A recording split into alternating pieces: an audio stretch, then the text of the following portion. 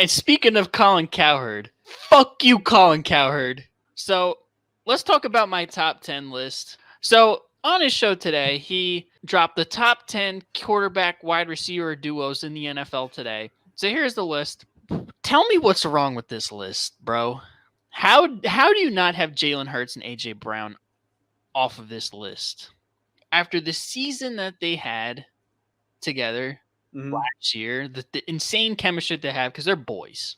How are they not on this list? So that inspired me to make my own top 10 quarterback wide receiver duo list heading into 2023.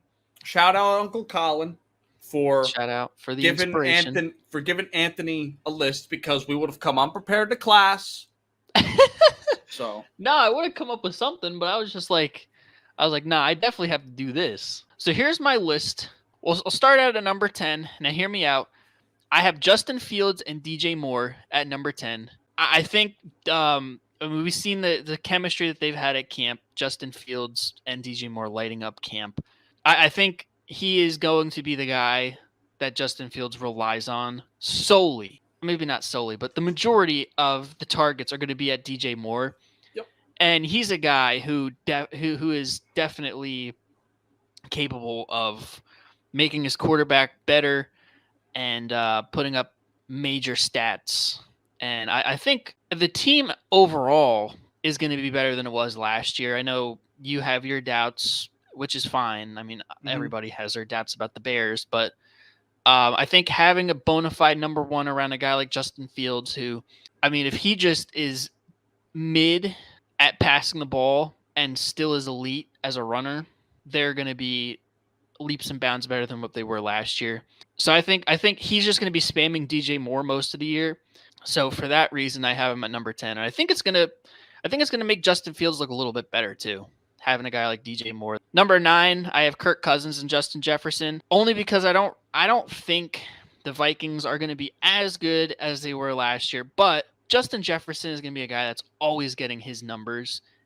And with them losing Adam Thielen, you have a question mark at that wide receiver 2 spot. So they're going to be relying on Justin Jefferson that much more. And they lost the running back. So they're just going to be airing that hoe out. They might be like a fringe 7-9 win team. So, I mean, it's not going to really move the needle too much, but I mean, Justin Jefferson's always going to put up Madden numbers. So that's the only reason why I have him on this list, and I have him at number 9. Number 8, I have Dak Prescott and CeeDee Lamb, kind of for the same reasons, although I think Dallas has a better shot to kind of like do something. You know what I mean? They always put up the numbers. It's another year that Dak and CeeDee have under their belt. He'll probably be the go-to guy for Dak this year. So number 7, I got Jared Goff and Amon-Ra St. Brown. Honestly, I can move them ahead of the Saints. I think the Lions are going to have a massive breakout year, which we've talked about on this pod, and I think you agree with me when I say that they are set up for success. And it starts with Jared Goff. It's going to be a passing system. You know, you look at the running backs that they have, like Jahmyr Gibbs, David Montgomery. They're not big, run between the tackles, thunderbacks. So it's going to be a lot of Jared Goff dropping back, and I think it bodes well for Amon-Ra St. Brown. I think he sees 1,000+ this year. Number 6, I have Derek Carr, Chris Olave. It's interesting. You can make the argument that they should be off this list. I think when you look at their division, the Saints have the runway to kind of make their trash like you heard the saying, you know, no matter how much lipstick you put on a pig, it's still a pig.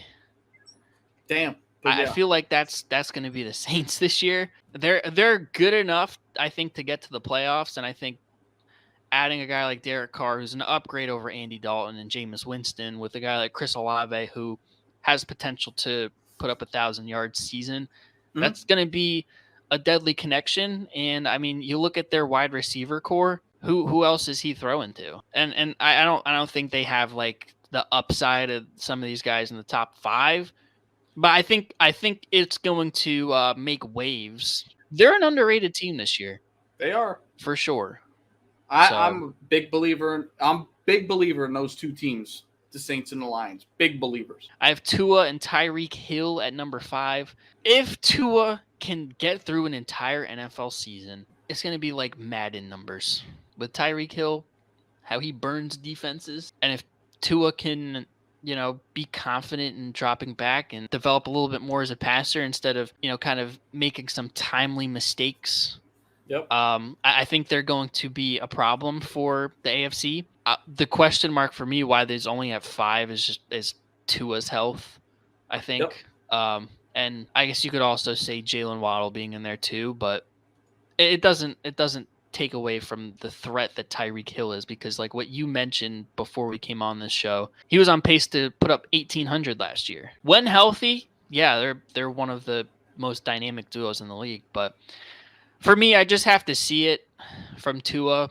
There's no question that Tyreek Hill can ball out, but I just need to see Tua improve as a passer in his decision making and get through an entire season. Number 4, I have Trevor Lawrence and Calvin Ridley. I mean, he's going to be the number 1 down there. Trevor Lawrence and the Jags are super hyped. The hype is real in the AFC South. I mean, they're the best team in that division by far, by a mile. Yep. It's not even close. And they made waves without Calvin Ridley last year. They got to the divisional round. They put up a good fight against the Chiefs. They only lost by a touchdown. Mm-hmm. Couple plays could have went their way, and they would have been in the AFC Championship game. They definitely have the potential to get back to that point. And I think Calvin Ridley's definitely a big upgrade for the Jags. And he's definitely going to be a tool that Trevor Lawrence is able to use, in addition to Christian Kirk and Travis Etienne, Evan Ingram. I definitely do think they're gonna get their chemistry off. Number 3, I got Jalen and AJ. You're welcome, Colin. I fixed it for you. Saw last year the boys back in town. What I think of, and with the Eagles, you can make the argument that there's too many mouths to feed, which there is. A.J. Brown isn't putting up like 150 and 3 touchdowns every single game, but no. With Jalen and A.J. having that great chemistry, like the potential is there every single game. And I just think back to the Steelers game at the middle of last year. This dude had $150 and 3 touchdowns going into halftime. In the halftime. Yep. That's ridiculous. And, they torched the league last year. You saw it just about every week. In the Super Bowl, on the biggest stage, they had that long 50-something yard bomb. So I think you have a full off season of them kind of working, getting even better. And it's just another year in the system. And, you could say, like I mentioned earlier, that there's too many mouths to feed. But I think the Eagles starters are going to be playing a lot more in these third and fourth quarters.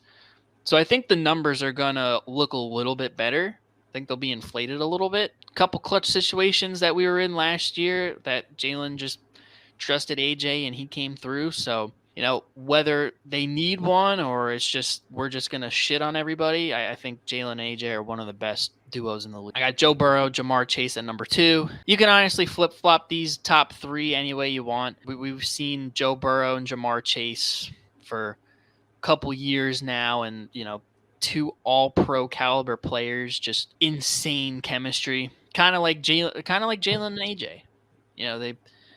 They've been around each other for a while. Went to a Super Bowl. They have playoff run after playoff run. Mm-hmm. And they're only going to get better. They're young guys, and they've solidified themselves as a staple in the AFC. And obviously at number 1, you cannot dispute Pat Mahomes and Travis Kelce as being the best QB receiver duo, even though Travis Kelce's a tight end, but he's practically a big body receiver. It's almost unguardable. They've played longer than any of these guys on this list. Yep.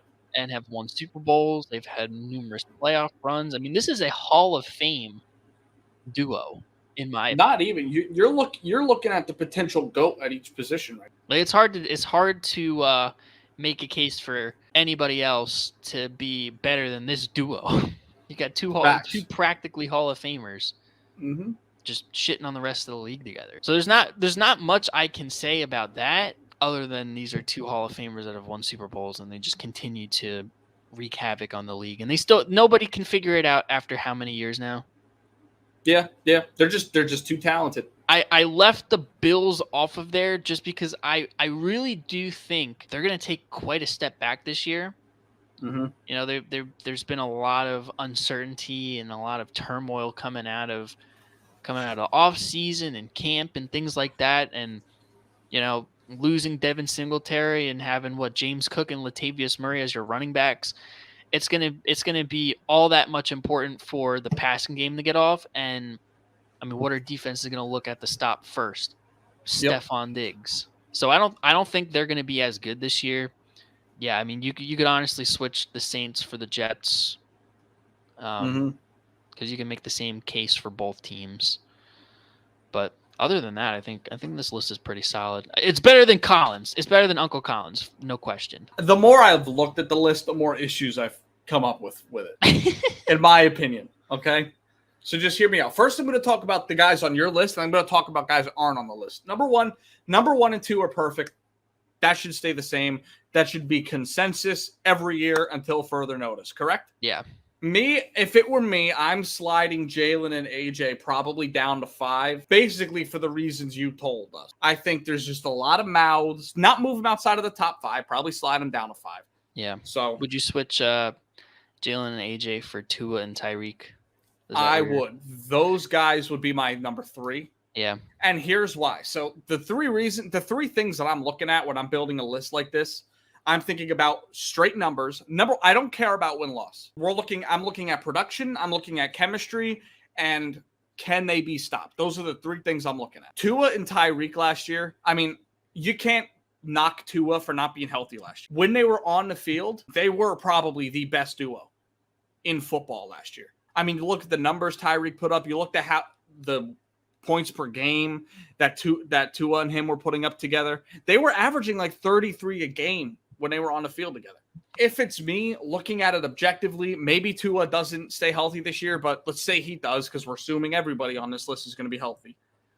I think Tua and Tyreek should be 3. 4, yeah. I've got to put Kirk and Jay Jett as a 4. Here's why. The team's not going to be as good. Yeah. But Kirk every year is 4,500 yards and 30 touchdowns. Every year. Wins, losses, doesn't matter. And Justin Jefferson is going to go down as a top 5 receiver of all time. I would put them higher on my list if I didn't have so many questions about Kirk. They would be in my top 3. So I'm going to put them at 4. If it's me, I'm taking Derek Carr and Chris Olave off the list simply because of chemistry. We haven't seen it yet. I'd like to see it. I think they could be top 10. But going into the year, I'm not comfortable putting them on here, especially with the guys we've left off. Jared and Amon-Ra St. Brown, I'd probably slide up. Same thing with Dak. And then Derek Carr, Olave, and Fields and DJ Moore off the list. He showed us absolutely nothing last year that says he could be a good passer in the NFL. Nothing. Not a single thing last year screamed, this guy can throw the ball. Not a thing. And I'm sorry, he went 3 for 3 for 145 yards in preseason off of screens. His weapons are better, yes, so he'll be a little bit better. So I don't see where the Justin Fields propaganda is coming from. I really don't, because what has he shown us that says he's going to be a good quarterback? Nothing. So my final list would be Mahomes, Burrow, Tua, Kirk, and then Jalen. And then 7, Jared Goff. 8 would be Dak. And then I would have Diggs and Allen at 9, and then Watson Cooper 10. Personally, so it's cool. Good list though.